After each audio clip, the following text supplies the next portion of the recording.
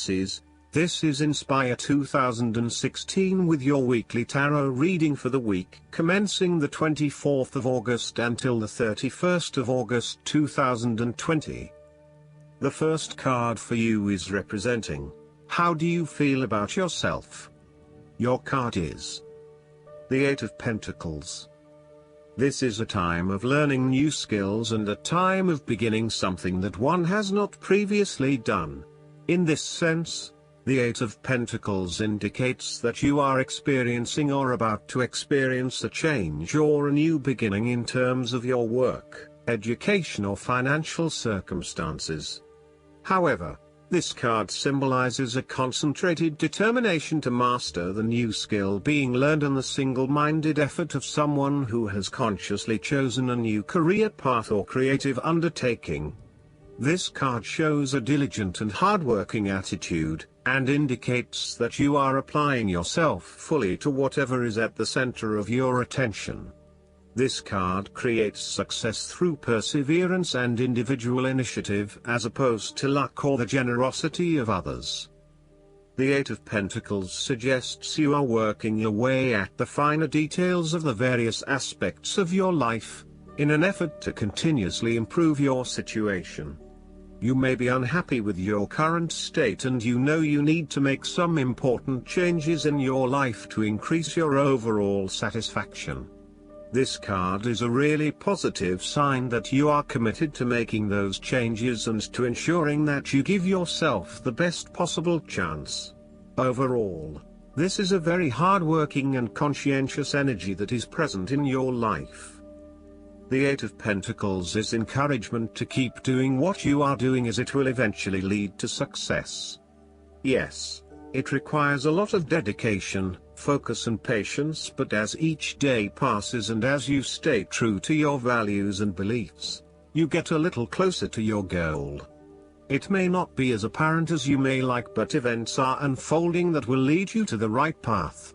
Continue working on yourself, too, and making ongoing improvements and adjustments to ensure that you are the best person you can be. The second card for you is representing, what do you want most right now? Your card is the Five of Swords. What do you want most right now is to finalize the conflict in your life. However, you are still engaging in conflict or finding yourself disagreeing with others, leading to tension and hostility. Despite thinking you have won, you may still end up the loser because you have hurt or annoyed others and have subsequently isolated yourself. You try to pick up the pieces and act as if the conflict is now in the past, but others have now lost faith in you and do not want to be around you. This might be one of those times when it feels like everyone is against you and you may lose some friends along the way. You will need to make a decision about whether your point of view is so important to you that it is okay to put your relationship with others in jeopardy, or whether you can compromise and try to see eye to eye with others. If you have been aggressive in your struggles, then you will soon accomplish your objectives. However, if you have been passive, you may need to compromise on your personal interests, giving in to the wishes of the opposing force. You will feel that there are more obstacles ahead, and you will not want to face the ordeal you know you must if you are to have what you want or the way you want it. Overall, you are in for a struggle and there is more work or problems ahead than you are aware of now. Things will not go as well as they should, and you will have conflicts or clashes of will with others. Thus, the Five of Swords is a card representing ambition but in the negative sense. Too much ambition without regard to the consequences to yourself or others results ultimately in a situation of loss for everyone. You may be represented either by the callous winner or the dejected losers. In any case, there is a negative connotation. If your focus is solely on winning your goals at any cost, you will eventually discover to your own dismay that the price of winning may not have been worth the reward. Arrogance and pride often go hand in hand with a difficult triumph such as this, and you must be careful not to think you are invincible. You have overcome a challenge. And you have the right to feel proud, but know that there will be other rivals to face and that some of them will eventually defeat you. Boasting to others that you are invincible is an invitation for someone to prove you wrong. If your victory was won through cheating or unethical conduct, beware of an attempt at vengeance. The third card for you is representing your fears. Your card is the Page of Cups. You are afraid of escaping reality through drugs or alcohol. If this is not you, it can be someone around you who is running away from reality and living in their own world. This is a person who is emotionally insecure and unable to conduct healthy relationships as he expects too much and gives too little. He is lacking in self-love and self-acceptance, and may be emotionally abusive. This person has rampant and unfocused emotions, and may therefore get his or her feelings hurt without reason. He is suspicious, self-doubting, insincere, selfish and easily depressed. This may be someone you know or even a reflection of your shadow self. You or someone you know may also be prone to childlike tantrums and a loss of emotional control in the face of adversity. The reversal of the Page of Cups points to exaggerated emotional outbursts and a temperamental, overly dependent personality. The Page of Cups can sometimes indicate substance abuse, particularly if paired with the devil. You may be using drugs or alcohol as a way to escape your reality and to dream about a more favorable possibility. It will eventually catch up with you. Given the Page of Cups is reflective of your creative abilities, its reversal can indicate a creative block.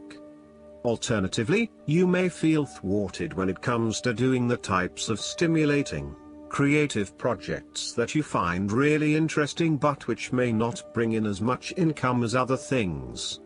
The ideas are there, but you are having trouble figuring out how to make them into reality. The Page of Cups can indicate that you are following an inclination or a hunch but with little thought about whether it is realistic or not. You may be acting without thinking or allowing your immediate desires and emotions to seduce you, particularly if they go against your common sense, such as making a promise you cannot keep or a commitment that does not mean anything to you. The fourth card for you is representing what is going for you. Your card is the Four of Pentacles. You are very conservative about money and are not inclined to gamble in financial matters. You are very protective of what you have accumulated over time, and slowly and steadily you increase your net worth through saving money and safe investments. You are self-sufficient both financially and emotionally, as you often equate money with emotional security. This card also indicates possessiveness, greed and an overly cautious approach to life.